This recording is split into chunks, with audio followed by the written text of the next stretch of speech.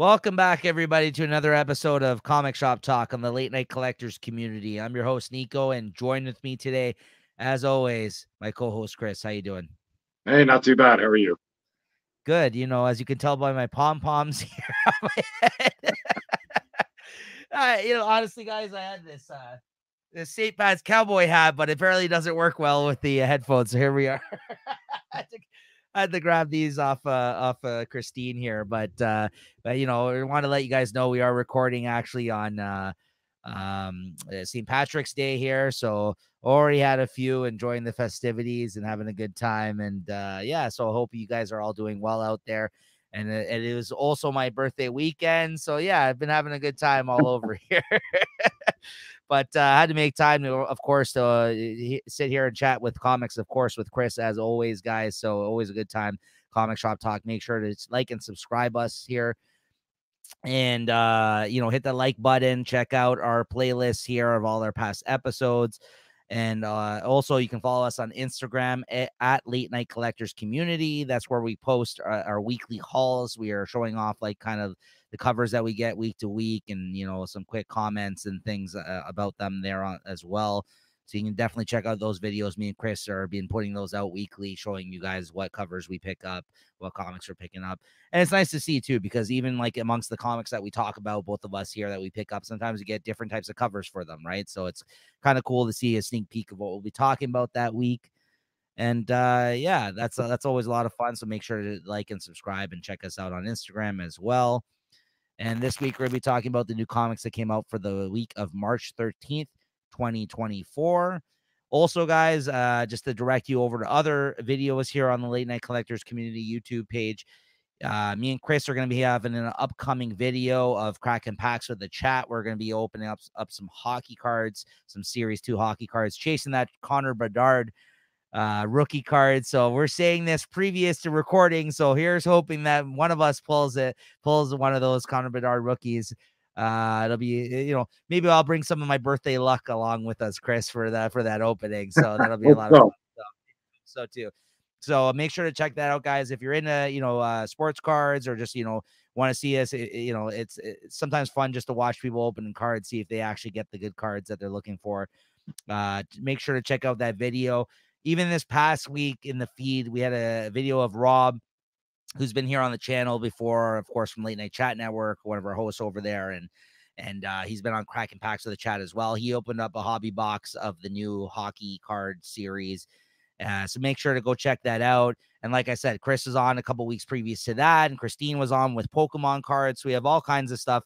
We've actually been pumping out a video of cracking packs lately, as well as an episode of Comic Shop Talk every week for the past few weeks now. So it's been a lot of fun. Make sure to check out some of our other content here on the channel. And spoiler warning, guys, we are going to be talking about what happens in the books here today. So be forewarned. If you're worried about getting spoiled, we are going to be showing off the art, talking about what happens in the books. You can always read your books and come back if you're worried about that. But otherwise, just be forewarned and carry on, guys. All right, Chris. All right. Well, let's talk comics. Cheers. Talk some comics. Cheers. All right. First up on the docket here today, guys, we got Transformers number 6. Yeah, this one right here. This is the last issue that Daniel Warren Johnson is writing and drawing. I think it's going to be a different artist as of next issue. He's going to continue drawing it. What do you think of this kind of end of sorts here to the arc, Chris? I thought it was okay. The story sort of moved weird, though. Like, I thought the Constructicon would be a lot harder to beat. He just kind of flipped him over a shoulder or something, and that was the end of that. And I like seeing Starscream get flicked away, I guess accidentally by the Constructicon. And that was okay. Then what, his dad had to sacrifice himself or something to repower the spark. So, I kind of get a little touches from what happened in that Transformer movie, that spark of leadership popped out there. But definitely looking forward to more of this stuff. It was okay, but not.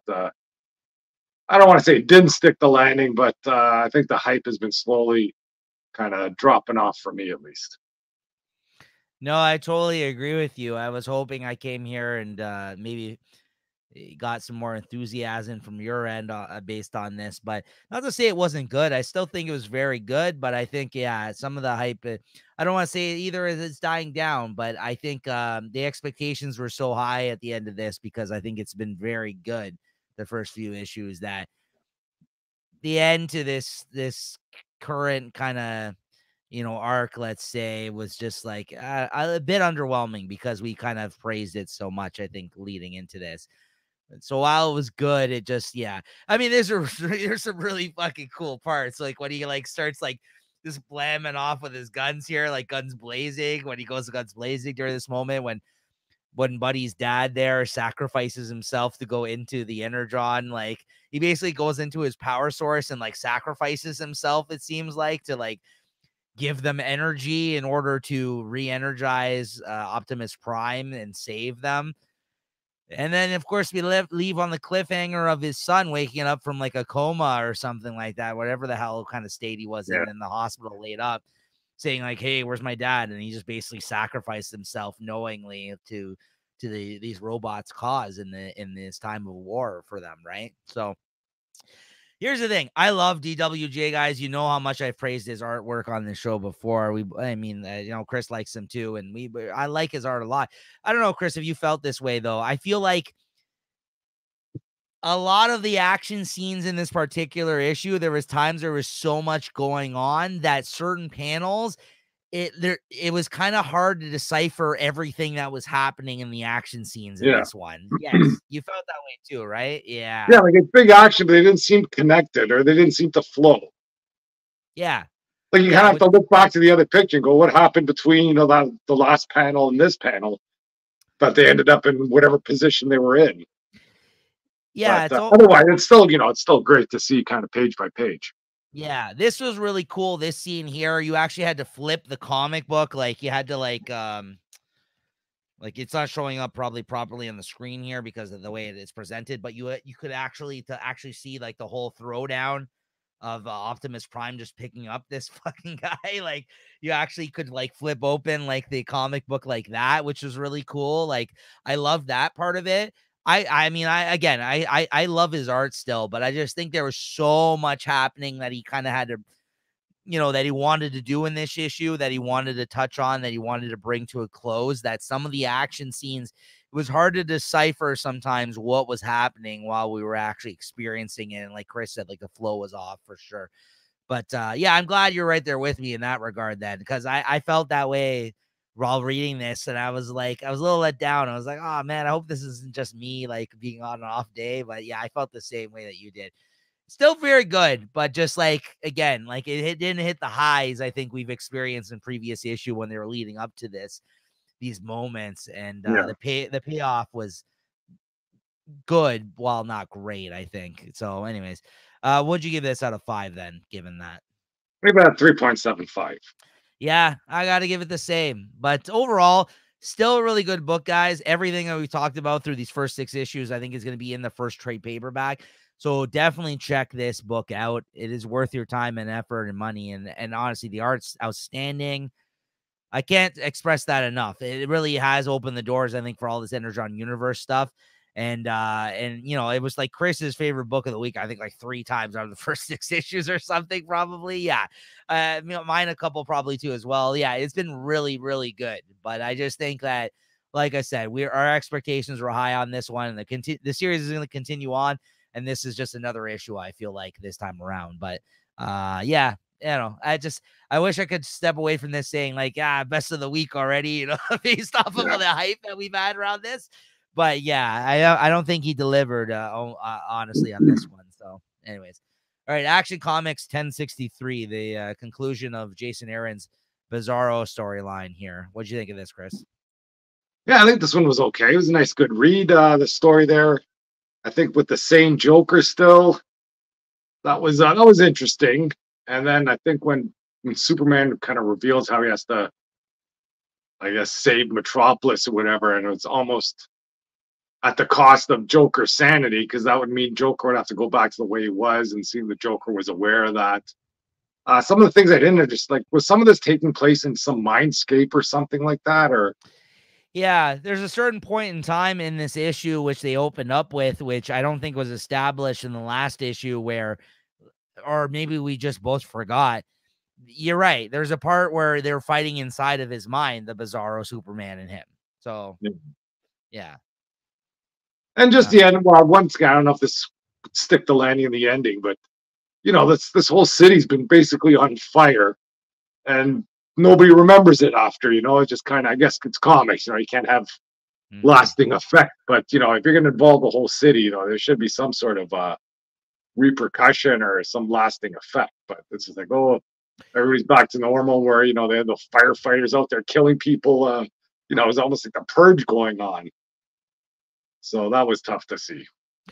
Yeah, I agree with you. I don't also want to say that it didn't stick the landing, but similar to Transformers, I think the lead up to this last issue in this storyline were better than this last issue. Yeah, if we're gonna judge everything on its own in that sense, I agree with you.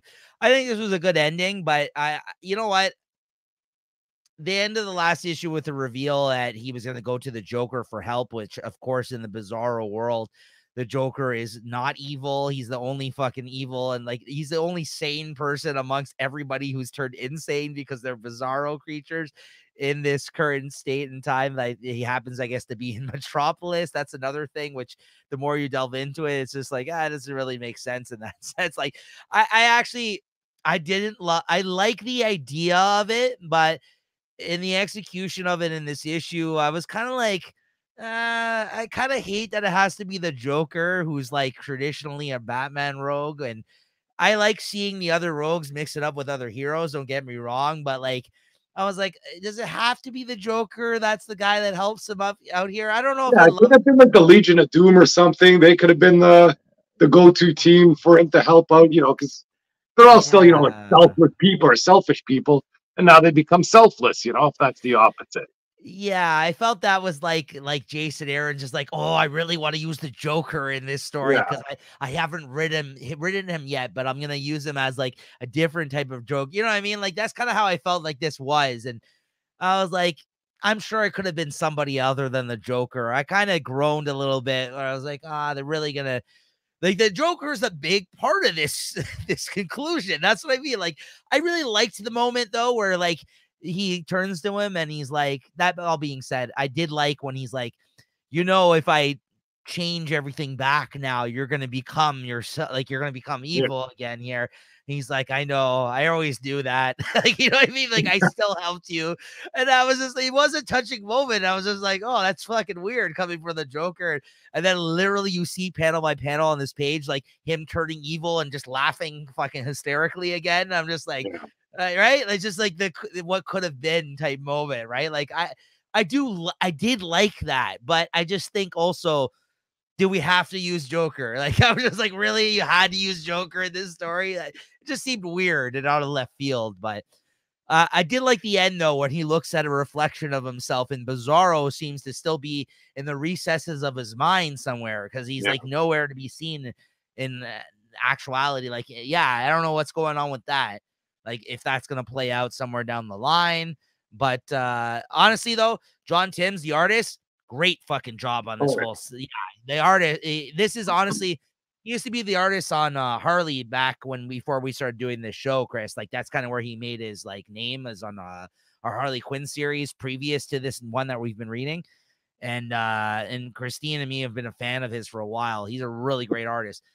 But this is honestly the best I think I've ever seen him on this Action Comics arc that he did. These 3 issues. John Timms really fucking knocked it out of the park on this series and on these issues. So I got to point that out as well. What'd you give this out of 5, Chris? I might give this a 4, though. I did like it. Yeah, I mean, I'm 3.75 verging on a 4 for me, honestly. Yeah, I don't know if I can give it a full 4, but I think overall, this story, I would give a 4 out of 5 stars. Yeah, it was surprisingly good.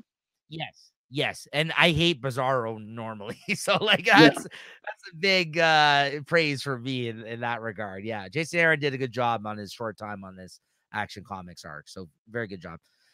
Next up, Avengers Twilight number 4, Chris. You got different covers this week. I saw from your preview video.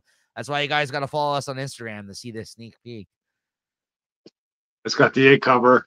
You have They're a good both one sick too. covers, though. Yeah, I really love mine, but then when I see yours, I'm like, that's also a really sick cover this week. Like if you've been getting all the Daniel Acuna covers, Yes. like you got to get them all. And like, you know, I started out with the Alex Ross covers. You know, I was going to think about switching to get that one, but then I want the set of all. Like if they're all going to be, you know, by Alex Ross, then I got to get them all that way. But exactly, and I like how we've both been previewing both covers on our videos. Like I'm with you. I'm getting all the Acuna ones. You're getting all the Ross ones. Both really good. Yeah, for sure. What'd you think of this issue, though? I thought it was okay. I think I gotta remind myself what's happening. The art inside is freaking phenomenal, though. He killed this fucking issue. Yeah. Like it's a very like sort of realistic looking art there, and I guess they're trying to get. Well, oh yeah, Tony Stark kind of I guess comes back. They save his brain or whatever. Yeah, and yeah, more so this was the issue too, Chris, where they really kicked things into high gear finally for this story. They're all together now as the new Avengers team. Yeah, and they really are bringing it to the Red Skull in this. But there's like a whole scene where Red Skull made it look like to the public that there is another Avengers team that he has up and running, and they chase to get there to kind of take them out and kind of they go to the Avengers Mansion, so that was good seeing that. Right, and it turns out to be all holograms, like it's a fake fucking Avengers team, right? And this is this issue where everybody learns that the Red Skull's behind this and everything else. Tony Stark's is in the mix.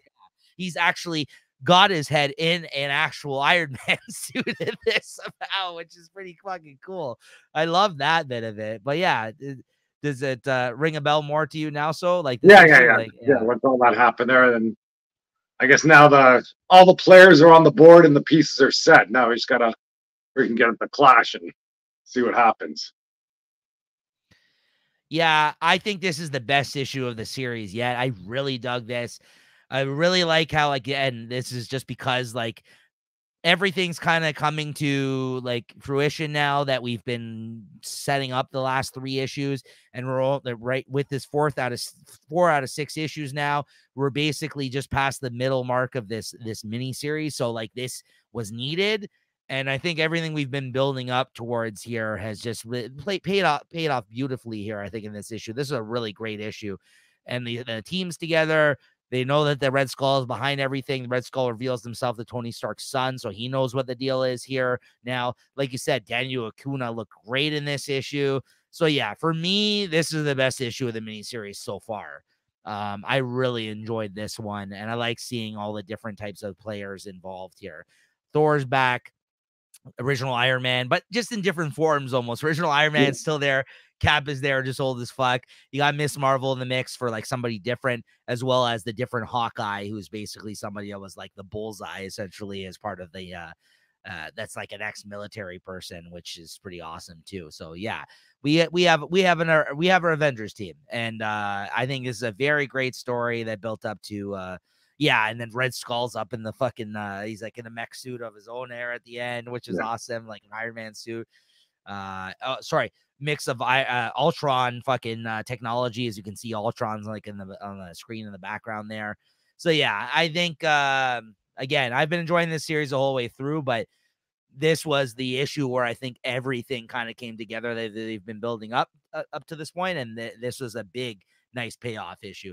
This honestly, overall, this week, it was a nice week for me for reading comics, for it being my birthday. Maybe I was just in the mood for it, but I think there's a lot of payoff issues this week that I experienced, I gotta say, because I think the last 3 weeks we've been kind of like, these are kind of some bum ass weeks, some of these weeks, but this was a nice week for me. A lot of fucking like, we've been waiting for these moment type fucking issues. So yeah. What'd you give this, Chris? I'll give this a 4.25. Same. Absolutely. Great issue. All right, Chris. Immortal Thor number 8. Let's see. I think I was going to put this on pause, but I guess they picked this one up for me. I think I have one on pre-order coming up, so I said, hey, why not? I'll take this one.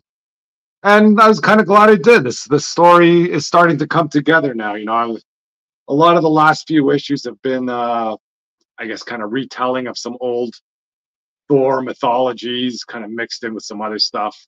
And basically, in this issue here, I guess in one of the previous issues, it was revealed that Gaia, I guess Thor's mother or the Earth Mother, whatever you want to call her, she was the one that I guess opened the door to let out those, what do they call, like the dark or whatever, the Utek Thor or something like that. So Thor goes down to the bowels of Earth to try and get some answers from Gaia. You know, you expect her to be, you know, some like princess queen down there, but she's that Swamp Thing monster. And then she explains why she opened the door, because she wants to cleanse the Earth. And, you know, they're kind of explaining all, like, a lot of the old history of how Thor was Thor, and, you know, the beginnings of civilization, or the beginnings of the gods and things like that. So it's interesting to read, but I think they're kind of leaning too heavy into that sort of stuff. But then, you know, Thor's asking her why she did this. And, you know, she just wants to reset the Earth because there's bad things happening. And I guess at the bottom of all these bad things happening is that Roxxon Corporation. So I think she tells Thor basically, you know, if you want to spare the Earth, you got to clean up you got to kind of clean things up here. And so the end of the story has Thor sort of confronting, or going to the Roxxon Corporation and trying to confront the Minotaur. So a lot of things kind of came together in this story that, you know, kind of puts the pieces in place for all the previous stories.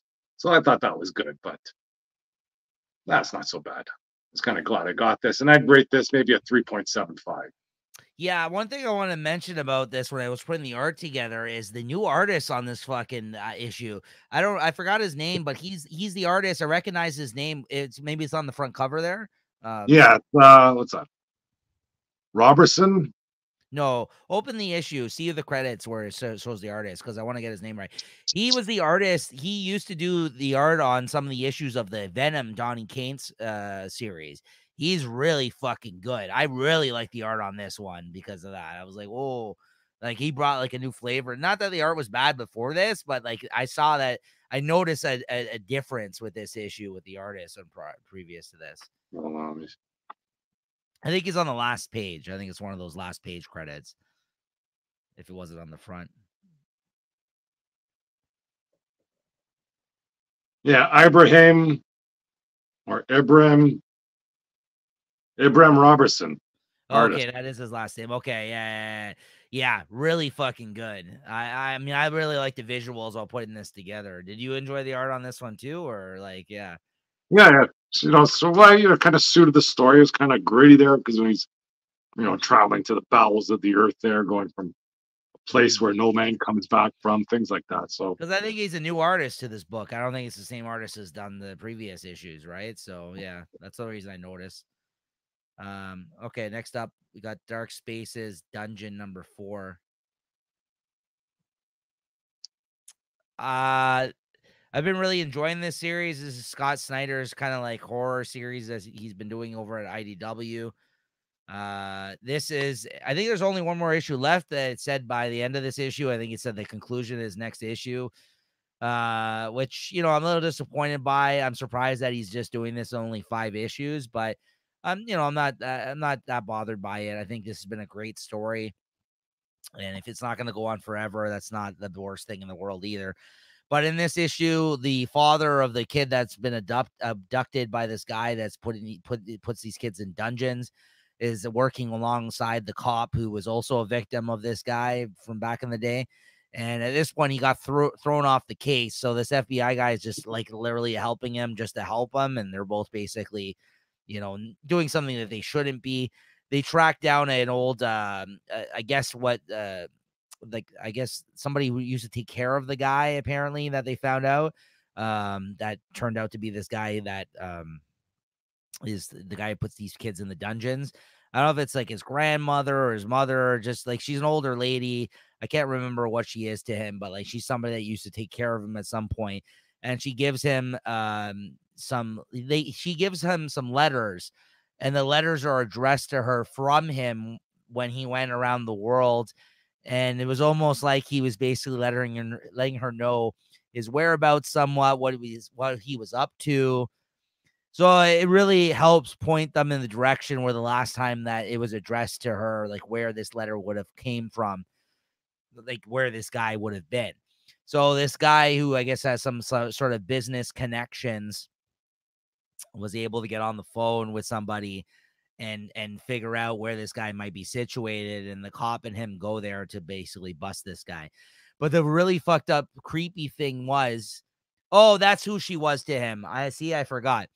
So it's not like she's related to him. She's literally a victim. Her son is one of the kids that got abducted by this guy. And he's sending this woman letters and playing out some fucking scenario as this woman's son, in like the life that he could have actually led if he had survived like this encounter. So he's sending her like fake, it's really fucked up. He's sending her like fake photos and like situations that as if he was like role playing as her son, like, oh yeah, I got married today, this is my wife, and basically like letting this old woman like live out a life as if she didn't lose her son to this guy as a victim. So he sends her like these fake ass scenarios like that, like leading her on. Anyways, it's really sick type of shit. But based on these letters, they're able to like locate where he was holding out. They get there at the end of this issue. Buddy like is about to bust in there. He gives this guy a gun. The guy that's with him, that his son's been abducted, just said, protect yourself. I'm not really working for the FBI as of right now because they've thrown me off the case. So like, we're just two fucking guys in the woods here. Let's infiltrate this house.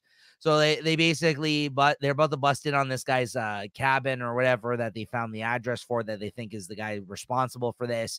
All of a sudden, a shot rings through the fucking door when Buddy is about to go break in there. The other guy, the father, starts blasting off his gun, because he's scared in the woods. At the door, he gets shot. Basically, he barges in there looking for him. He runs and he finds one of those hidden fucking dungeons in this man's house that they basically solidifies the fact that this is the guy probably. And then he descends into the fucking dungeon trying to like save, I guess, hopefully what he thinks is that guy's son. So anyways, great buildup, great story. This has been very enjoyable. One more issue to go. Honestly, I've been really enjoying this story. So I got to give this a 4.25, even verging on a 4.5 out of 5 this week. It's really good stuff. Definitely check it out. Helen of Windhorn #1. This is the new Tom King book this week that came out. That the press release was, it's Conan meets Wizard of Oz. And I didn't know what to make of that. And it's just drawn by Bilquis Evely, who is a really great, very detailed artist who worked with Tom King on the Supergirl book, Woman of Tomorrow, which I know you have a copy of now, Chris. That's the one that they're supposed to be basing the Supergirl movie on now, whenever that comes out from DC. And so it's them reuniting again after they did that story and like a more creator-owned story. And this opens up with a woman, again, old of age here, telling the story to somebody else who's writing a novel, I guess, on this Helen woman. And she's telling her how she came into helping this woman basically be like a caretaker or babysitter of sorts for this person, this Helen, who's like, I guess like her parents were like lords of this, like this Windhorn place, like they basically this nice like mansion in like, I guess England or something like that. And she finds her and she's like an underage girl. She got caught up in some shit. She's jailed and she's also, it seems like an alcoholic. And she finds her and she tries to help her, out of that situation because her parents hired her to bring her back home. And she does that. And when she actually goes back to this place, it's because of her father recently had passed away. So she's become an inheritor essentially to his estate. So she brings her all the way back, and it kind of tells about their exploits of their journey on the way back to her home. And this is the fucking mansion house that she comes back to in this whole huge property. So her family's rich, and she's came into a lot of money, or she had it all along. She just went out and about and did her own, her own thing. And she comes back to this situation, and this is all new to her, it seems like. And, she is not fitting in exactly, let's say. And she's she's underage, and she drinks throughout this story to excess. And all of a sudden, there's a scene at the end of the story, though, where she goes outside. She tries to leave the estate. She gets attacked by some sort of werewolf type creature. All of a sudden, her long lost father, or grandfather, actually, sorry, her grandfather is the one that's alive. Her father died. Her grandfather is the one that has this estate, and that basically that she's now staying at, because it's the next in her lineage that she's basically has fallen in with because of her father dying. She basically has gone to live with him. That's the sorry guys. That's the story behind all this. He shows up at the end. He slays this fucking big wolf creature, and it looks like her grandfather is like a Conan-esque character of some sort here at the end. So I guess that's the story that we've walked into. Maybe her father or some type of guy like that, and that her grandfather, let's say, and that's kind of where she gets it from, or whatever else. And I guess we'll see what happens. Anyways, beautifully illustrated, really well fucking drawn. Great story so far. 4 out of 5 this week. Great fucking start to the series. Looking forward to more on this. And then we got Napalm Lullaby number 1.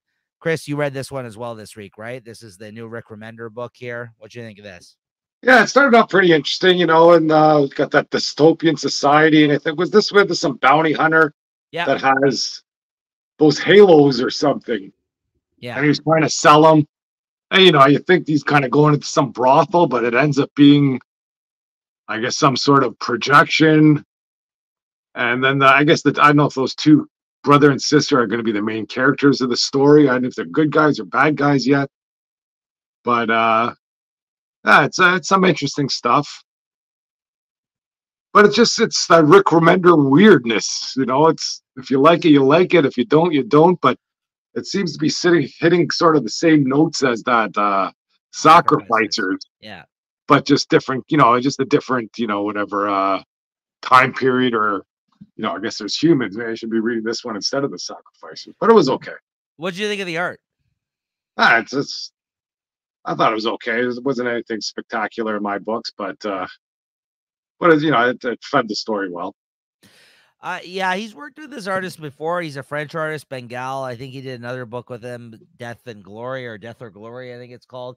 I didn't love him on that book, but I thought that his art was a lot better on this one. I think he actually has gotten better over time. But to your point, it's not my favorite artist by far, but I actually liked his work on this issue. And like you just said it, dystopian type of future, which is a Remender trope. Definitely something he leans into, while also kind of it was actually very informative. If you read the letter column at the back of this issue, he kind of talked about some of his thoughts going into this series.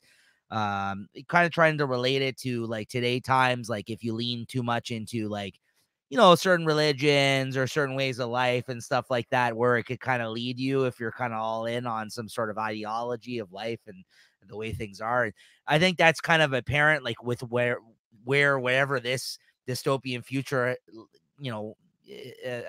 led to, wherever they're at in the current storyline of this story. But to your point, just like the Sacrificers, you're thrown right in, and you have to play catch up. So it's hard to even determine an opinion of how you feel about things at the end of this issue, because you don't really get the full scope of where they're going with the story, or where we're at, right, in the current storyline. But it's well done, though. I'll say that much, because I think I felt the same way about Sacrificers after the first issue, but then at the end of that last arc, I really like that book now, right? So I'm along for the ride. I trust Remender. I really like his stuff, and I do like this setting.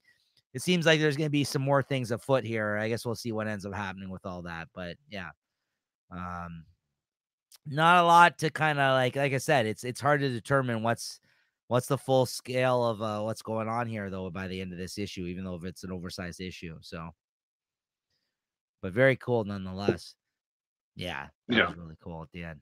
What'd you give this out of 5 then? I give it a 3.75 easy. Yep. Exactly. I can't give it more. I would like to, but it's just, again, I just don't know what the fuck's going on as of yet to give it more. But it is interesting. I am sticking with it, and yeah, very cool so far. Fish Flies number 5, Chris. Yeah, I read this one. I think I've been reading this all the way through.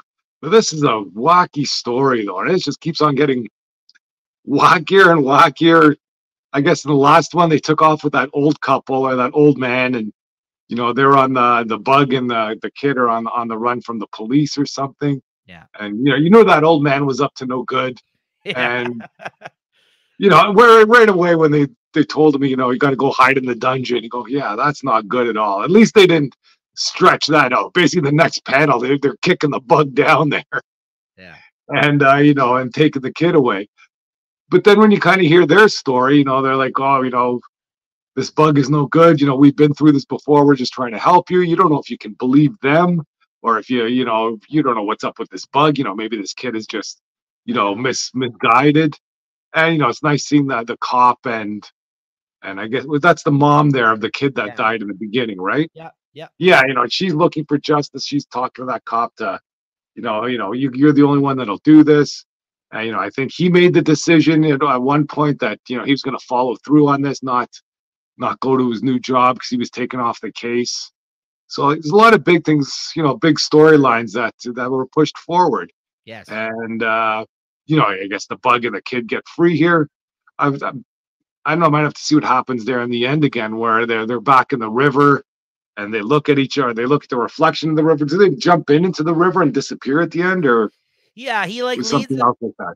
He leads him to the river, and then he looks at his reflection once again, that it shows him as a human at the end there, and then he just disappears. So we don't know what became of him at the end of this, but the kid's kind of all the girl. I'm sorry. The way that he draws women, Jeff Lemire, has never been great. So this is a little girl. I always keep forgetting because there's times where I think he's a little boy, but it's a little girl. Is kind of distraught after the fact because she doesn't know where he kind of ended up, right?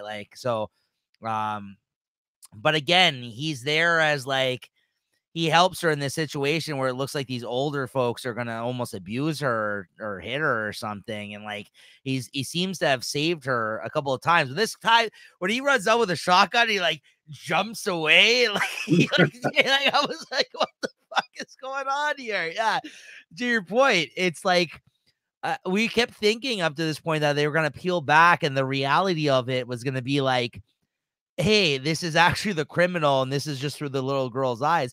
But I'm not so certain anymore. Well, not when they jump away like that. That's something. Yeah, right?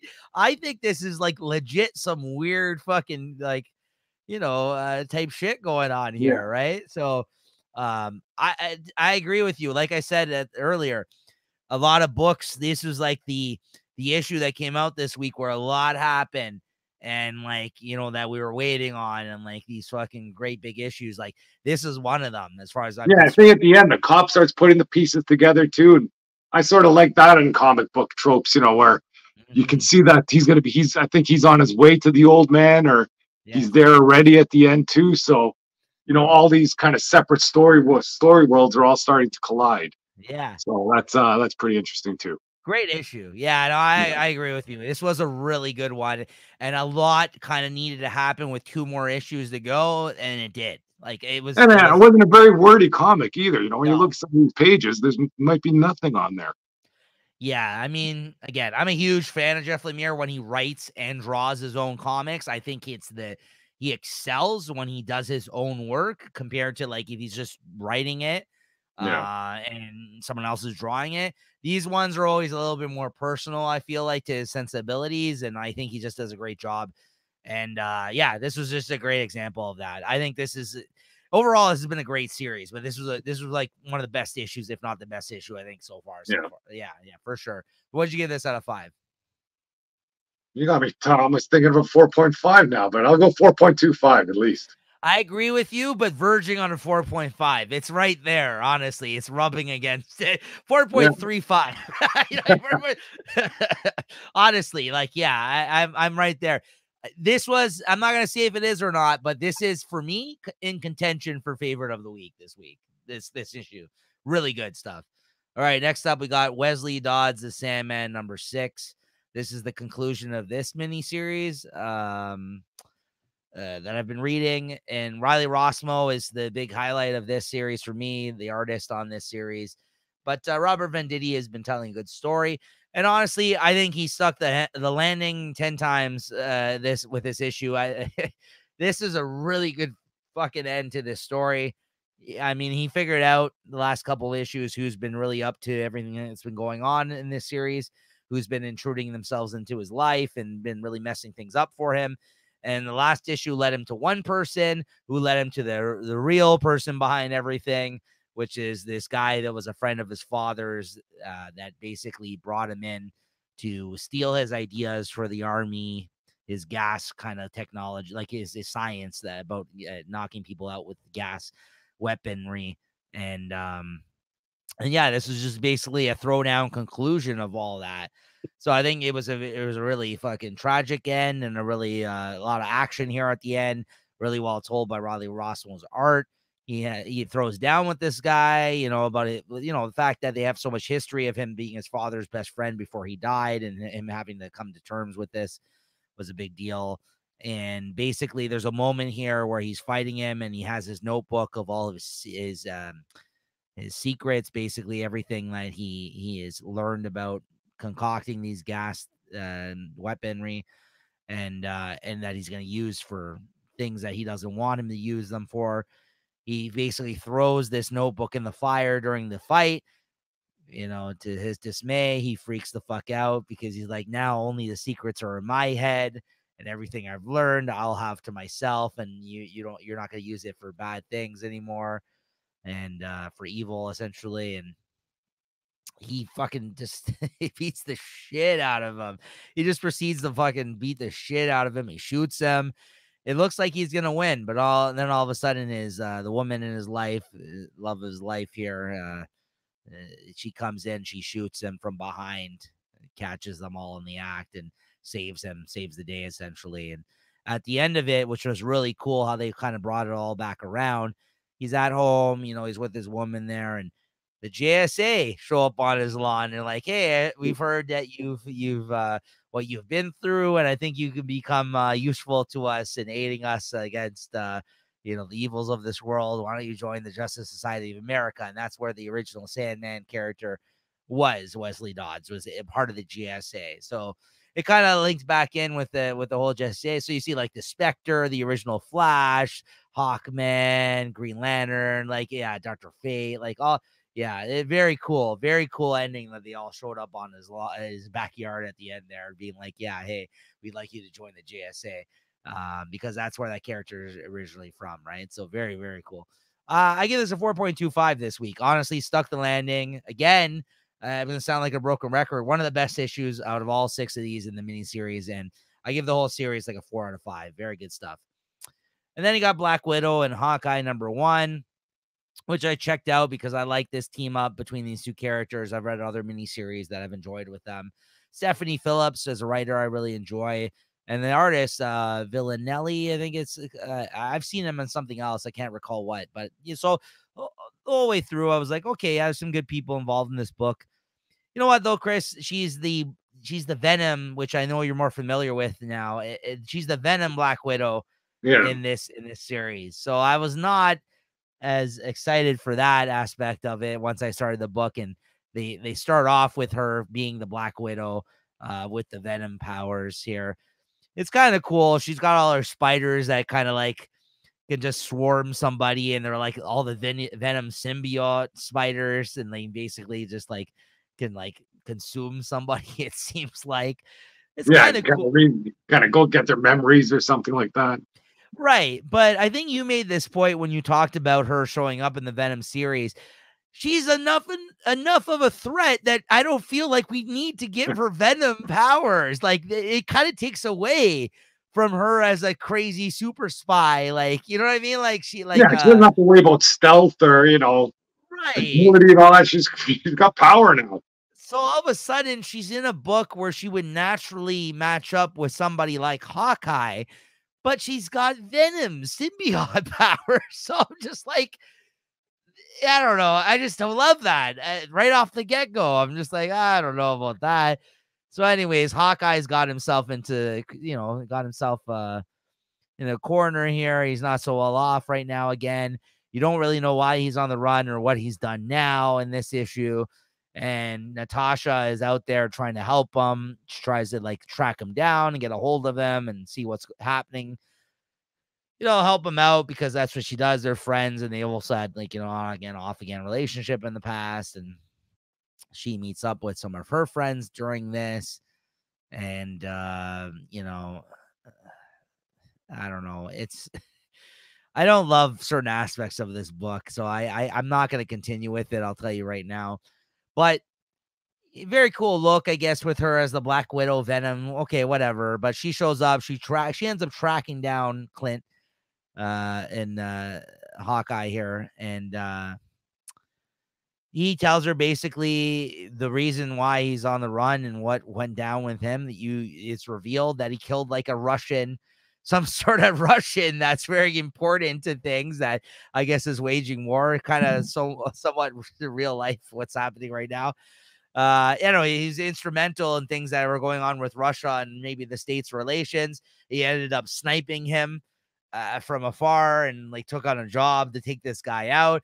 And now he's basically on the run because of it. And she's trying to come to his aid and think he didn't do anything wrong, but he fucked up. He did something wrong, and he kind of stuck his neck out and he's killed a person. So I don't know what's going to happen from here on out. Kind of intriguing, but not enough to make me continue because I don't love certain aspects of this miniseries.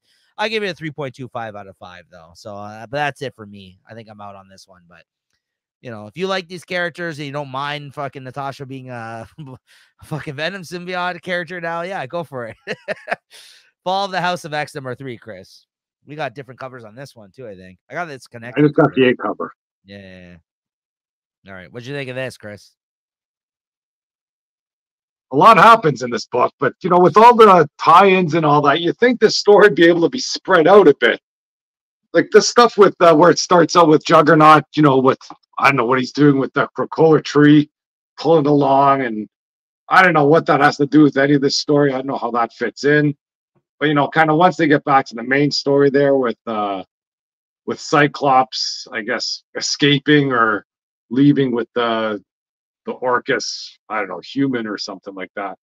That wasn't too bad. It was good there with, like you said, with Magic showing up and they're kind of getting the troops back together.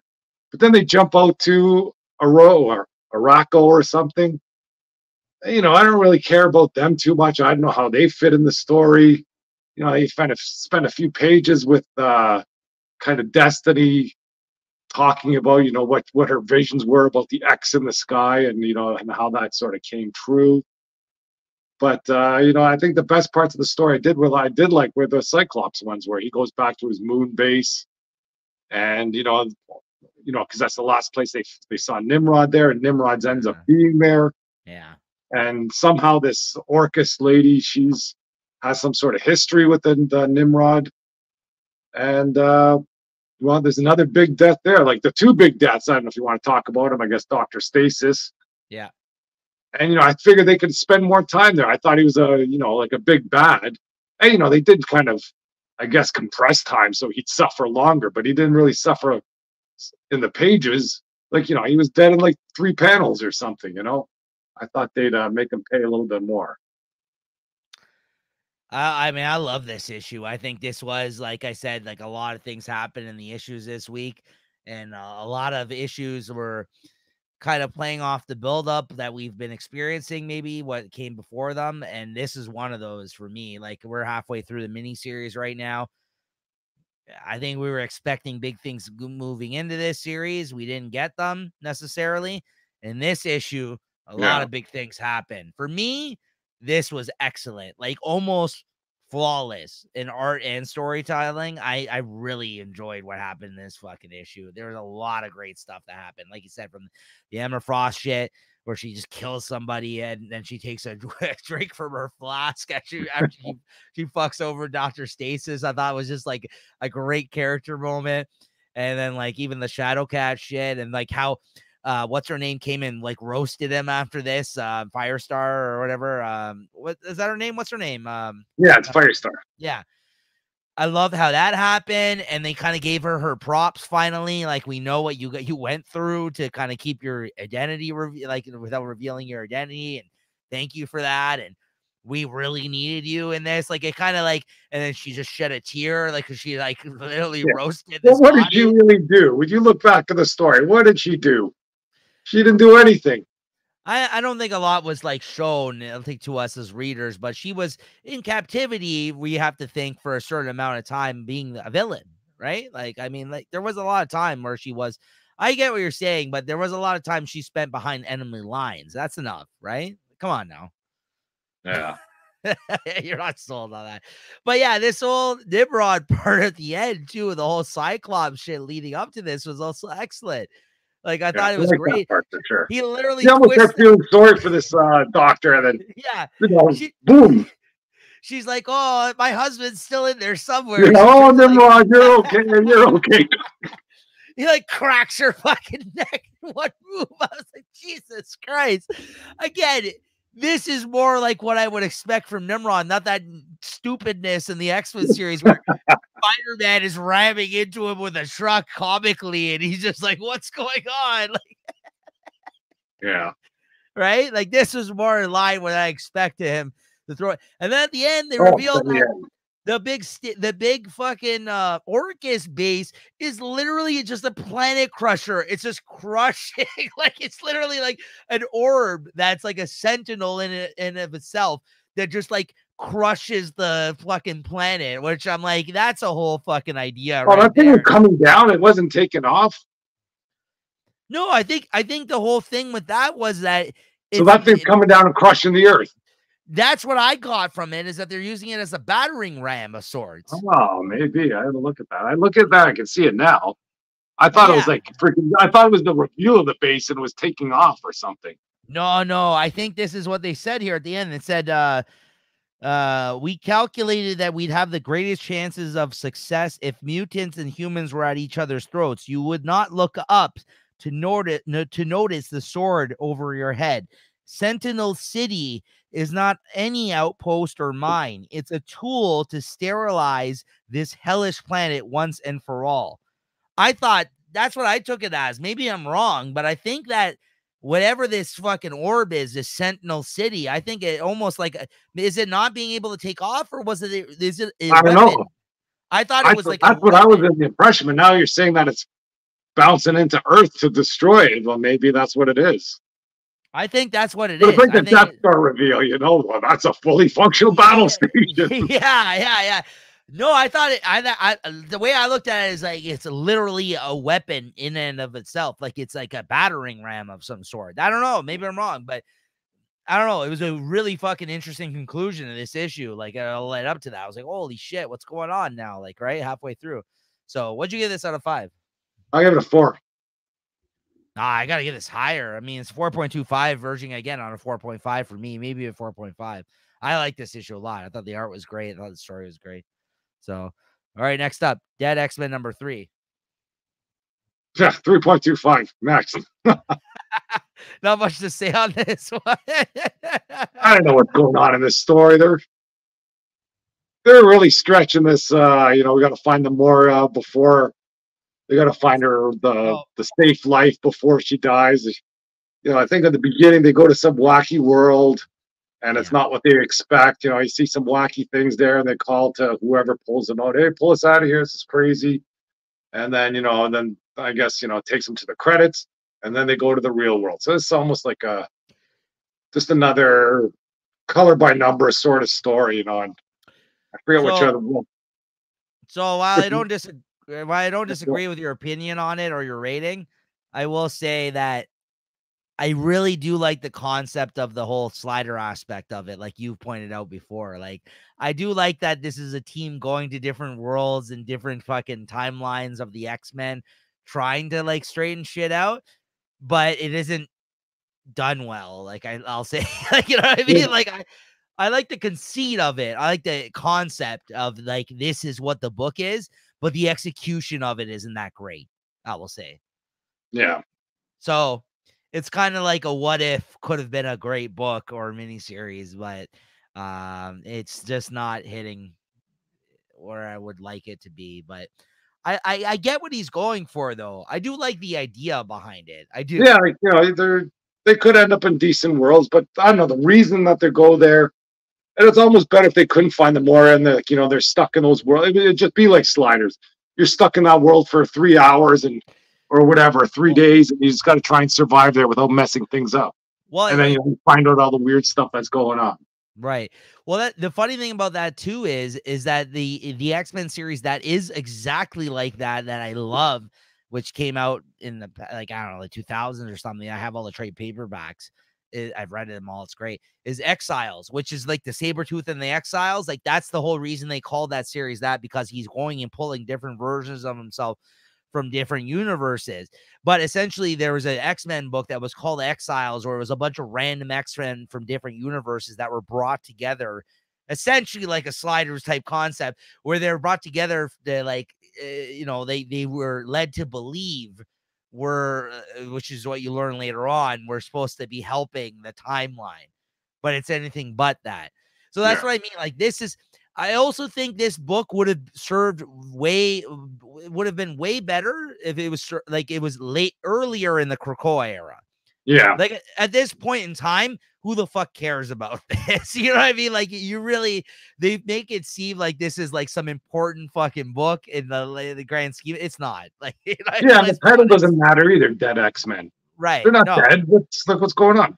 Yeah, I don't know. Maybe they will be by the end of this. We'll see. But yeah, anyways, it's fine. It's 3.25. Yeah, you stick by 3.5, yeah. I'll stick by 3.25, even 3.5. I like the concept. The execution not that so great. Anyways, Wolverine 45, Chris. Let's see here. Yep. Got the issue here. That's another good issue. The Sabretooth War is playing out better than I thought it'd be. I guess everything's happening on that Krakoa Island. Sabretooth is searching around, I think, Forge's base. And Wolverine, I guess, in the end of the last issue, he's like, screw this, I'm going in. Mm-hmm. And I guess it's the Exiles that you're talking about earlier. They're kind of floating around the island, and I guess they open a sort of a bit of a window so Logan or Wolverine can get in there.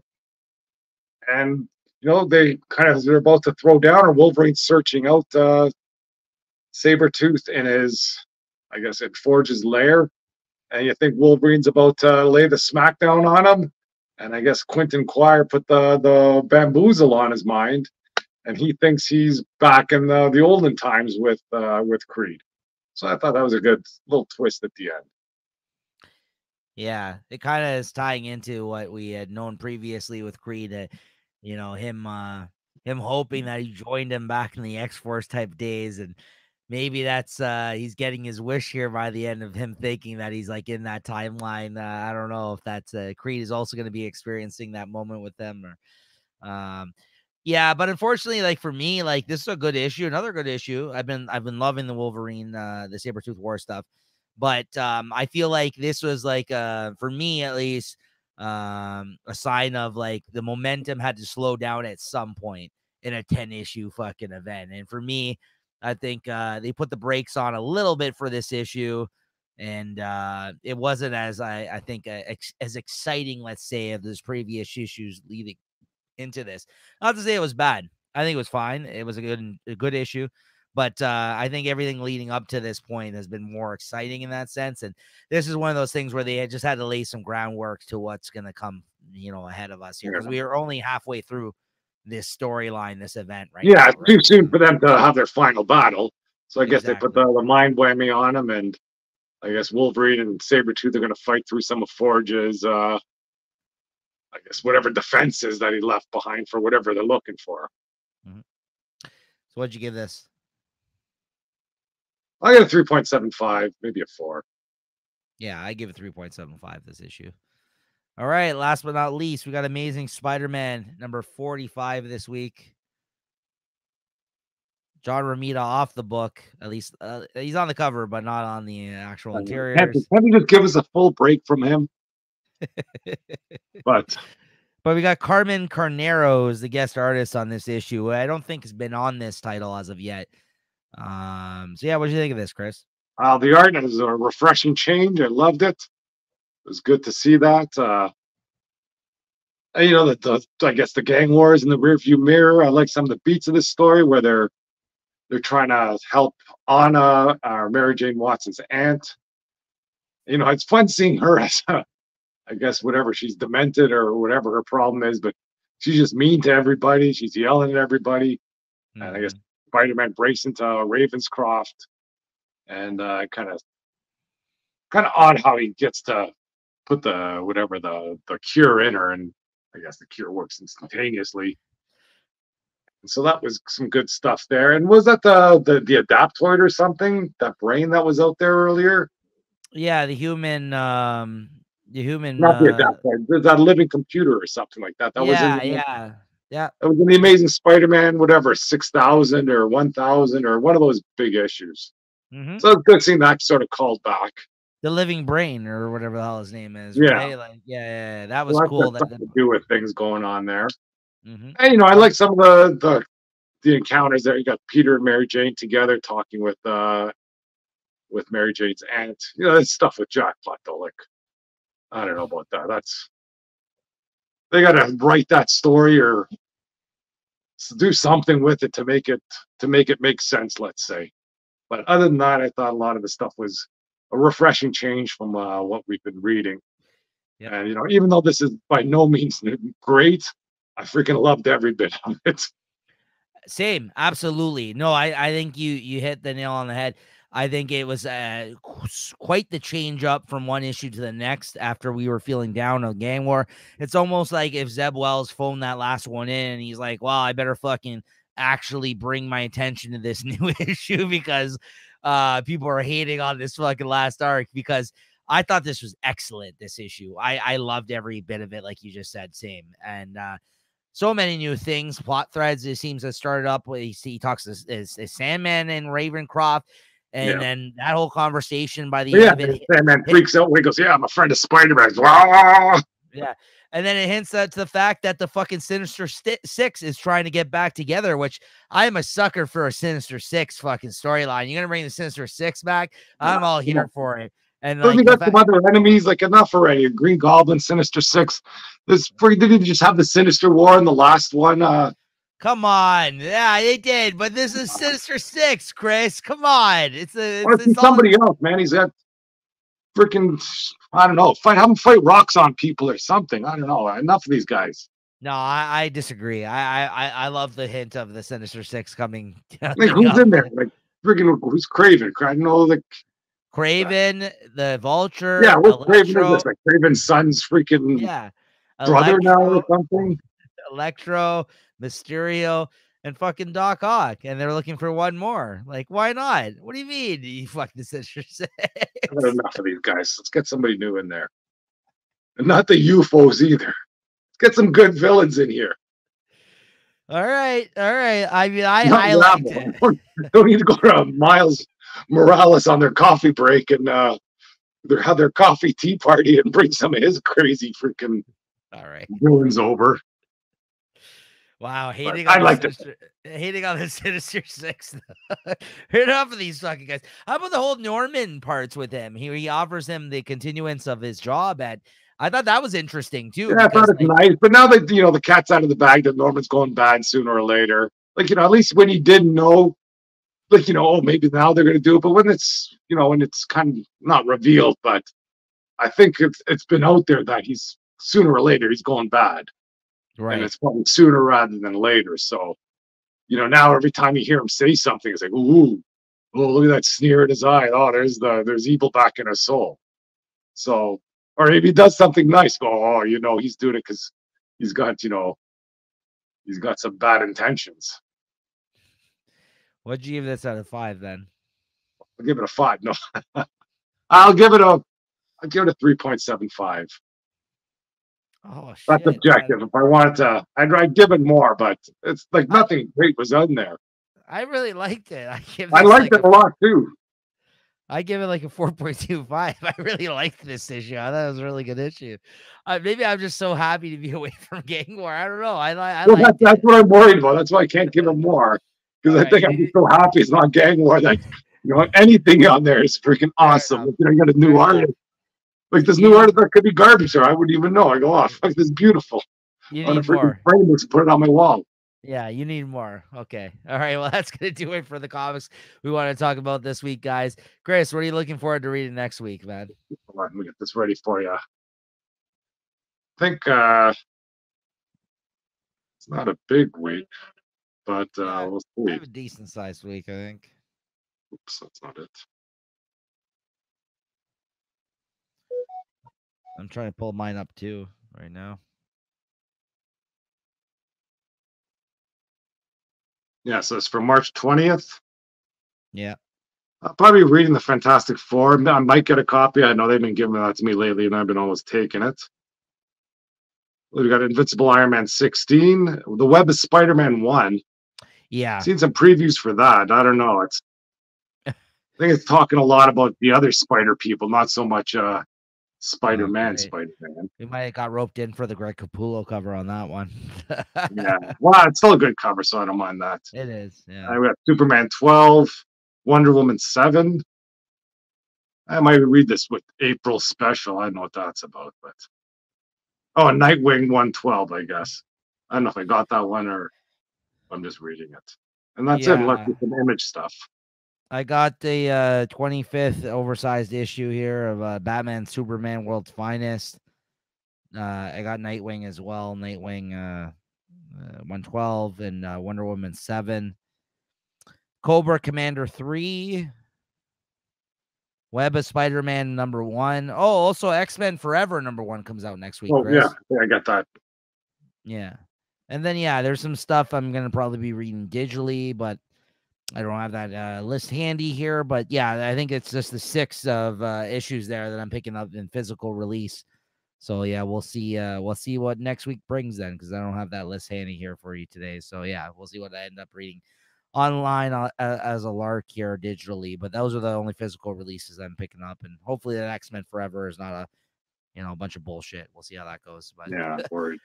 But Chris, that all being said, your favorite book of the week, my friend, on this. I think this is a pretty good week in comics, personally. Yeah, it sounds good. Yeah, it's I been the look best forward in to a lot of the issues I was reading, and a lot of them delivered. So what'd you give your favorite? I hate it when it's not one I don't buy. And I think it is Fish Flies. Wow. The more we talked about it, the more I remember what was going on in there. It was pretty good. Yeah, I mean, I guess I shouldn't give it the whole wow, because I think that's a great pick. It's in the running for mine. It's probably the runner-up to my favorite of the week, but it ultimately was my favorite of the week, but it was right there neck and neck with it.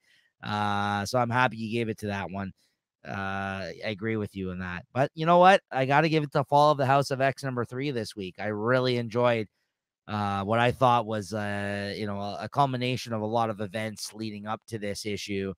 And obviously this is leading into more because the series isn't done yet. So it's not like, the final say on a lot of these things that have been going on, but it was really fucking good and I really enjoyed it. So I got to give it to Fall of the House of X #3. But Fish Flies was a close runner-up, and right behind that, maybe even Spider-Man or Avengers Twilight. I thought those were really good this week too. But Fish Flies is right there, so I'm glad you picked that one. But that's gonna do it for this week, guys. Thank you for tuning in. Make sure to like and subscribe as always. Make sure to check out our shows on the channel here. Me and Chris will be on a recent upcoming episode of Kraken Packs of the Chat as well, so make sure to check that out. And we'll see you guys next time. Thanks, Chris. All right, take it easy. Later.